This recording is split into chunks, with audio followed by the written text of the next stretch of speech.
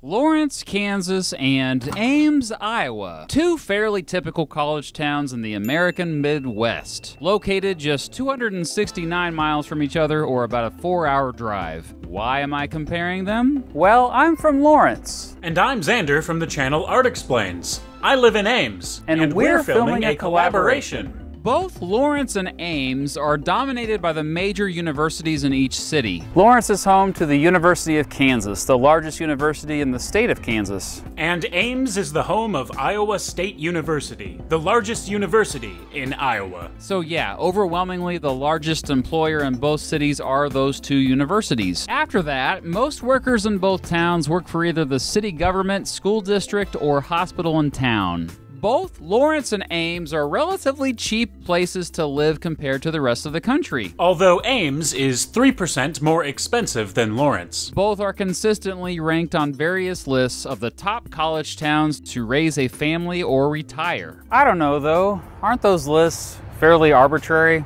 Yeah, I think those lists are pretty much meaningless. Both are about the exact same distance from major urban centers. Lawrence is a short drive west from Kansas City. And Ames is a short drive north of Des Moines. Both cities have similar continental climates. Although Lawrence gets more precipitation than Ames. And since Ames is further north, it gets colder and gets more snowfall than Lawrence. Both cities are on the prairie, in areas where lots of agriculture is going on. Farmers represent. Wheat tends to be more common around Lawrence, and not to sound too corny, but corn is all around us in Ames. Both cities were founded during the Civil War era. Lawrence in 1854 and Ames in 1864. Now, Lawrence had a much more chaotic first few years compared to Ames. It started with the passage of the Kansas-Nebraska Act, a law which said the people living in Kansas and Nebraska territories could vote on whether they wanted slavery to be legal or not when they voted for statehood. This idea of popular sovereignty to determine whether or not Kansas would be a slave state caused a flood of Americans to migrate there. Many of the first settlers of Lawrence were free staters, or those who wanted Kansas to be a free state. However, due to developing a reputation as a free stater hotbed, Lawrence became a huge target for pro-slavery bushwhackers, who raided the town multiple times, most famously during the Lawrence Massacre, aka Quantrill's Raid. The violence in Lawrence and around the entire state was so bad it became known as Bleeding Kansas. Yeah. Ames was pretty chill in the early years. It was pretty much just a railroad crossing. Lawrence has a lot more people living there compared to Ames. It recently just surpassed the 100,000 mark. While Ames has a population of around 67,000 people. Ames has lower taxes than Lawrence does. We just pay a 7% sales tax, and we don't pay taxes on groceries like you silly Kansans. Yeah, we pay taxes on groceries, and we have a 9% sales tax, but our property taxes are a little bit lower than Ames. So there's that. Ames has more residents with bachelor's degrees and has a higher graduation rate than Lawrence. We also currently have a lower unemployment rate than Lawrence. Are you sure about that, Xander? Because it's pretty low here. It's only 3.3% in Lawrence. Yeah, it's 2.1% here. Ames has significantly better air quality than Lawrence. Lawrence has less poverty than Ames. Lawrence clearly has a better music scene. I mean, its music scene rivals cities much larger than it.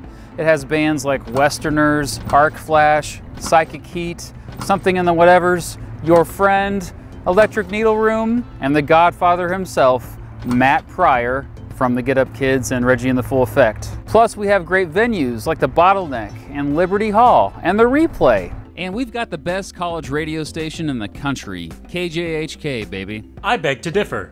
My car's radio is tuned into the college's alternative station, KURE, so frequently it might as well be stuck there. Our music venues are pretty diverse. You can find our folk rock scene at DG's, open mic at the Vinyl Grind, jazz and wine at De La Vidi, and if you know the right people, the DIY venues and house concerts are a unique experience as well.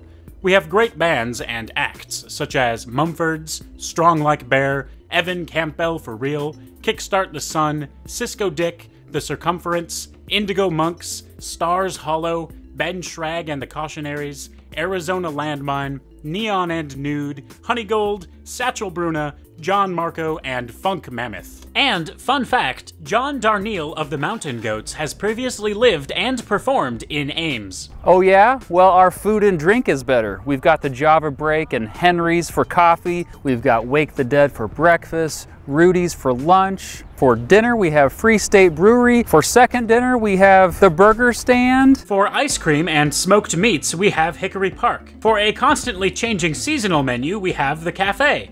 And for an alcoholic root beer float, we have the Monkey Teeny at Old Main. We have Jeff's Pizza for pizza. And stop by Cafe Baudelaire for a Long Island iced tea and, according to the judges, a top 10 burger in Iowa. Other cool things about my city? 30 Jayhawk statues all around town. One of the greatest college basketball programs, the KU basketball team, which plays here at Allen Fieldhouse. Built in 1955, the loudest basketball arena in the country.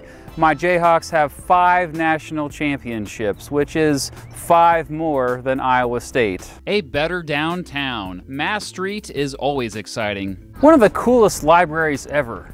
It has a free recording studio inside of it, a place where I can record my sick beats. Rec centers that any Lawrence resident can use for free. I mean, technically they're not free because they pay lots of sales taxes and property taxes, but you know, kind of free. A puppet show that performs around town, and a ukulele orchestra. The fact that Google Earth used to use Lawrence as the default location, bruh. A place called Burrito King. But seriously, the last time I ate there, it didn't go very well. Here's a particularly explosive fact. Ames was involved in the original Manhattan Project. We've got 30 statues of Cy the Cardinal, the Iowa State mascot. This is the amazing Ryman Gardens, which houses a crazy cool collection of butterflies, moths, and plants. And if you're into laser tag, we have a 2-floor laser tag arena at Perfect Games. As you have seen from the evidence in this video, Lawrence is clearly a better place.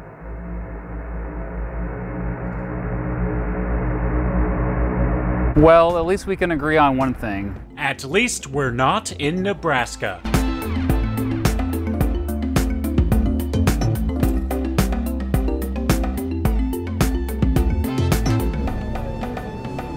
This video was obviously fun to make, and it should also be obvious that I'm a little biased, but so is Xander. Be sure to check out Xander's channel, Art Explains. It is just ridiculously underrated. Thank you to him for collaborating with me on this video. Be sure to subscribe over there while you're over there.